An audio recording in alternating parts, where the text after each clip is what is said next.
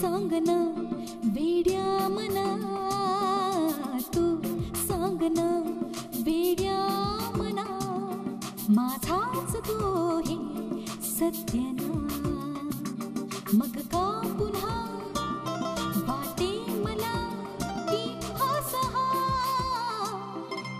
आभास हा आभास हा.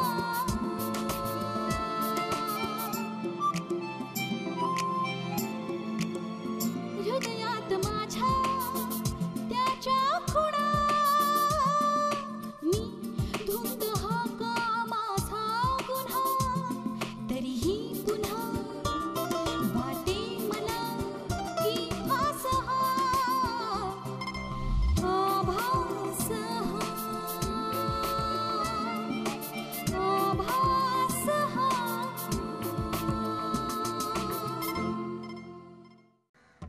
याच्यावर पत्ता लिहिलेला आहे. ते तुला असं काहीही सांगतात आणि ते तू करतोस? हो. अर्जुन, तू नुसतंच कसं ऐकतोस रे? अरे रस्त्यावरचा कुत्रा देखील भाकरी शिवण्याआधी त्याचा वास घेऊन बघतो.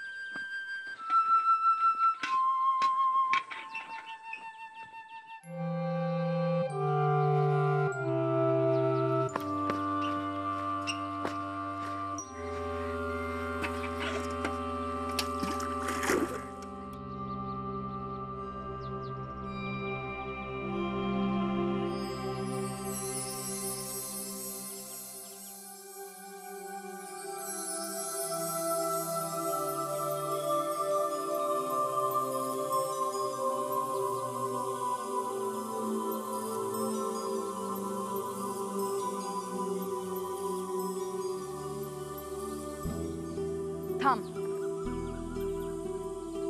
का मदत करतोयस मला? चिडलायस ना माझ्यावर? मगाशी मी बोलता बोलता चुकून काहीतरीच बोलून गेले. नाही, तुझ्यावर नाही चिडलो. आजपर्यंत प्रेम, राग, लोभ या भावना असतात हे मला माहीतही नव्हतं. तू म्हणतेस तेच बरोबर आहे. कुत्र्यालाही कळतं ग आपल्याला काय हवंय काय नकोय. म्हणजे माझी लायकी कुत्र्याचीही खालची.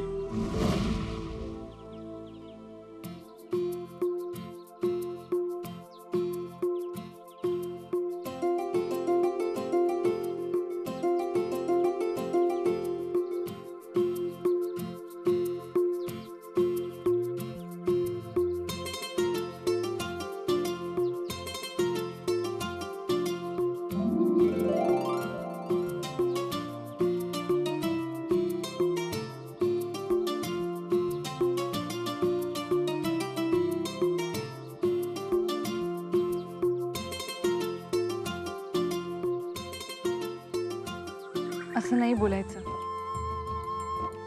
तुला त्रास होतोय म्हणजे तू विचार करतोस, म्हणजेच तुला भावना आहेत. नाही तर तू माझ्याशी इतका चांगला वागला नसतास.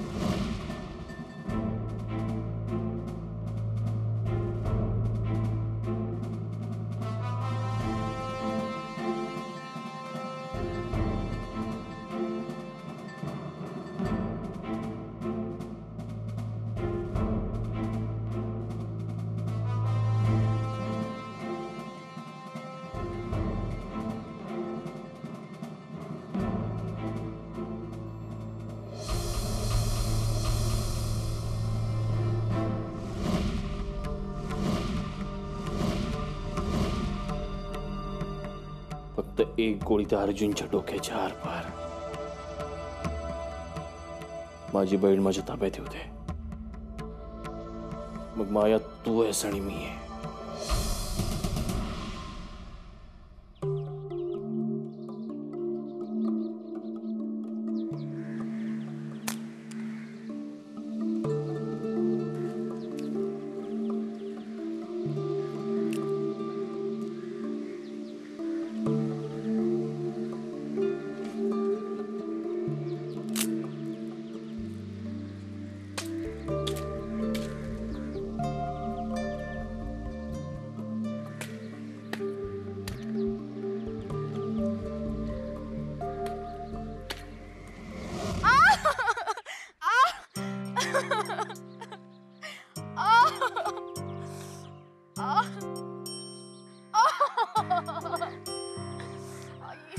काय झालं? लाकडाचं कूस गेलंय. टोचतंय मला. कशाला करते ही कामं? मी आहे ना इथे. बघू, दाखव. दुखतंय. थांब जरा. ह्याच्याने करणारस तू? नाही, मी ते.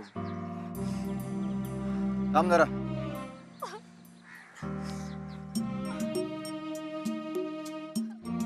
दे. शांत राहा. प्रेमाने कर. तुला जमणार नाही पण प्रयत्न कर प्लीज.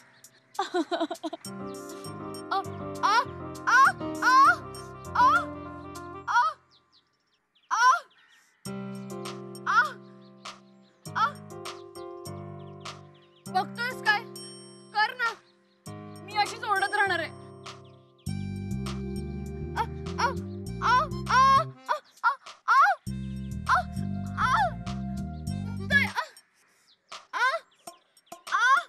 निघालो. निघालो.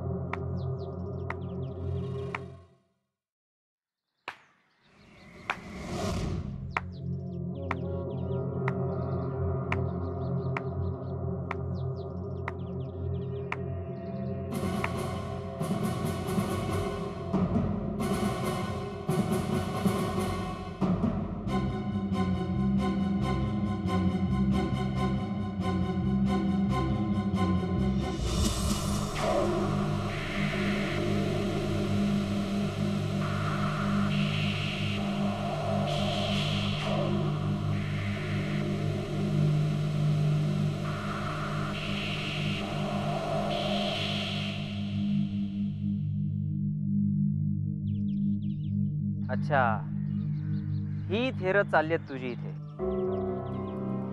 म्हणून तुला इथे दुसरा कोणी माणूस नको होता का? हा म्हणजे गुलाबी हवा, हा एकांत, ही मुलगी, ती तूच पळवून आणलेली. रंगमहाल सजवायला अजून काय लागतं?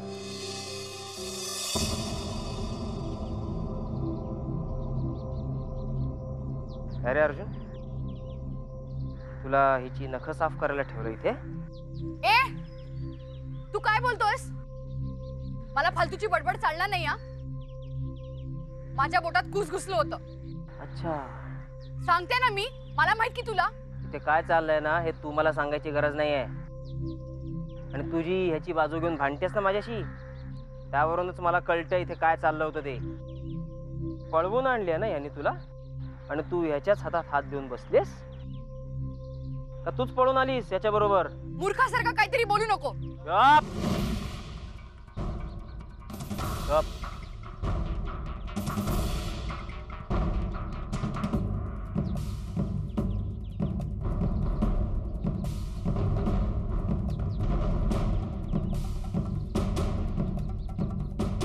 सूर्याला का मारलंस?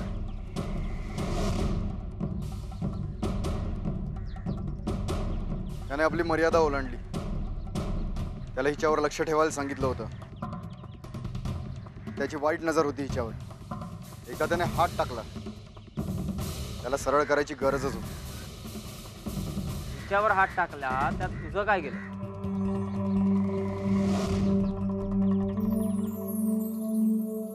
ती कोण लागते तुझी? सूर्या माझा माणूस होता. तुला तुझं काम नीट करता येत नाही म्हणून मी त्याला इथे बोलवलं होतं. तर तू ह्याच मुली करता त्यालाच मारलंस. ताईंनी जे काम सांगितलं ते मी केलं. ताईंनी सांगितलं हिला घेऊन यायचंय, मी घेऊन आलो. पण याचा अर्थ असा होत नाही की कोणीही कसंही तिच्या आबरूशी खेळावं. ज्या ताईंबद्दल तू बोलतोस ना ती माझी सख्खी बहीण आहे. तेव्हा तिच्या कोणत्या बोलण्याचा काय अर्थ काढायचा हे तू मला नको सांगूस. नोकर आहेस ना, नोकरासारखाच राहा. स्वतःची पायरी ओळखून राहिलास ना तरच 2 वेळचं जेवण मिळेल. पायातल्या खेटरांनी तिथेच राहायचं असतं. डोक्यावर बसायचं नसतं हे लक्षात ठेव.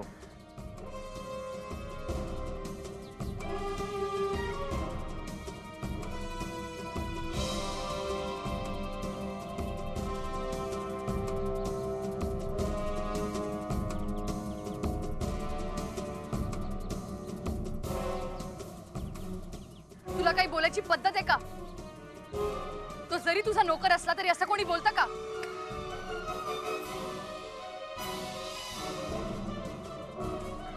तू इकडे.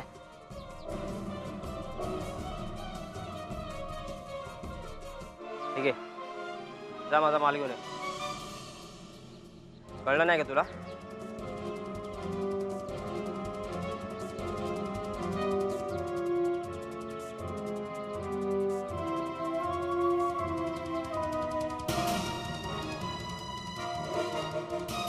आणि तू काय फिरतेस इकडे?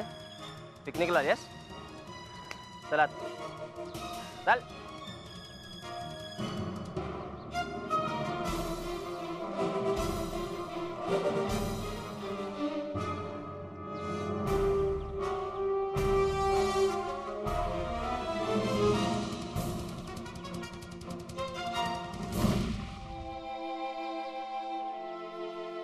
कोण आहे मी? कुठून आलो? काय म्हणून राहिलो ताईंकडे? काय किंमत आहे मला? फक्त एक नोकर, खेटर. ताईंचे आदेश झेलत राहिलो. ताईंनी सांगितलं म्हणून एका मुलीला उचललं. सूर्याने तिच्या आबरूला हात घातला, मी ते होऊ दिलं नाही. तरी माझी किंमत एका खेटरा एवढीच, आर्याच्या लेखी सुद्धा.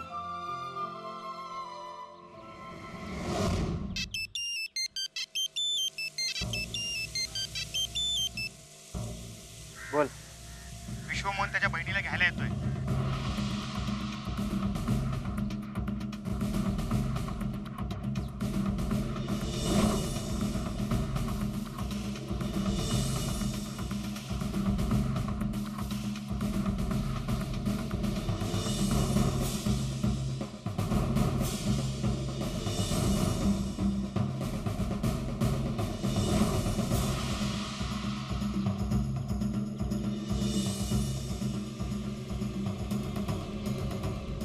चौघांनी पुढलं जायचं. तुम्ही 2 जण मागणं जा. कोणाला काही माहिती मिळाली की लगेच फोन करायचा. आणि सांभाळून. आतमध्ये किती माणसं आहेत माहीत नाही. ठीक आहे?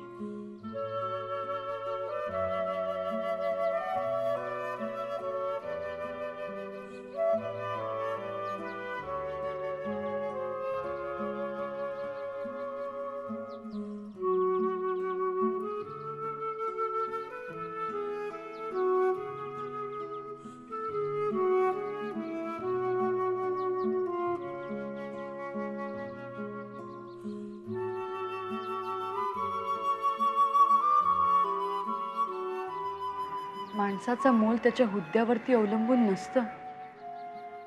प्रत्येक माणसाला कुणा ना कुणासमोर झुकावं लागतंच. तू नोकर जरी असलास तरी माणूस म्हणून तुझा मोल कमी होत नाही.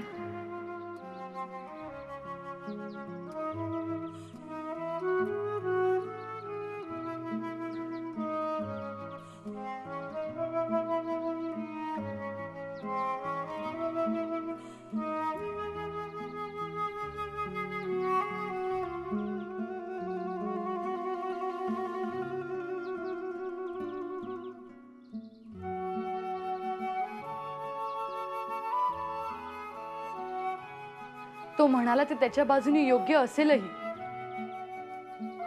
मी कोण आहे तुझी की तू माझी इतकी काळजी करावी? कोणताही चांगला माणूस चांगलं वागताना फायद्या तोट्याचा विचार करत नाही. ते आतून येतं. ते तुमच्यात असतं किंवा नसतं. मला माफ कर. तुझ्या भरल्या घरातून मी तुला असं आणायला नको होतं. असं बोलू नकोस. तू तुझं काम केलंयस. मला इथे आणून तू माझ्यावर काही करू शकला असता.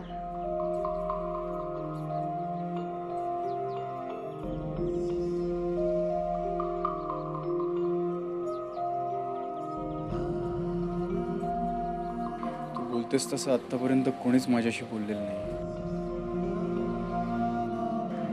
खरं तर मीही असं कधीच कोणाशी बोलले नाही.